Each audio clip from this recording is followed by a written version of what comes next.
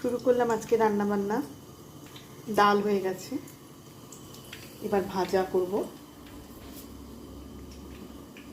ভাজার জোগাড় করেছি, মাটন করব, চিংড়ি মাছ করব আর পমফ্রেট মাছ করব।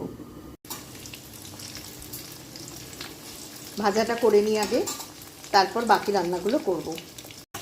চিংড়ি মাছের মালাইকারি করব, তাই চিংড়ি মাছটাকে নুন হলুদ মাখিয়ে, নুন হলুদ আর একটু কাশ্মীরি লঙ্কার গুঁড়ো দিয়ে মেখে নিয়ে এটাকে ভেজে নিচ্ছি হালকা করে।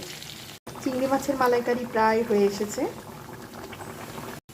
করছি কাজু কিশমিশ দিয়ে ইন্ডিয়ান ফ্রাইড রাইস। এবার করব পমফ্রেট মাছ। পমফ্রেট মাছটা সর্ষে দিয়ে করব। সর্ষে দিয়ে পমফ্রেট মাছ করলাম। এবার মাটন করব। কড়াই প্রথমে তেল দিয়ে নেব, ম্যারিনেট করা মাংসটা দিয়ে দেব। মাংস কষানো প্রায় হয়ে এসছে,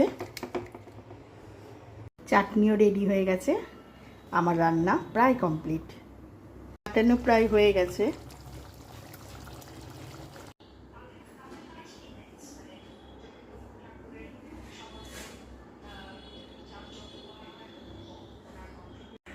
পমফ্রেট মাছের ঝাল করেছি, ভাজা করেছি, আলু ভাজা, কুমড়ো ভাজা, পটল ভাজা, বেগুন ভাজা। রান্নাঘরে সবাইকে স্বাগত জানাই। ইন্ডিয়ান ফ্রাইড রাইস করেছি আজকে, মাটন কষা করেছি।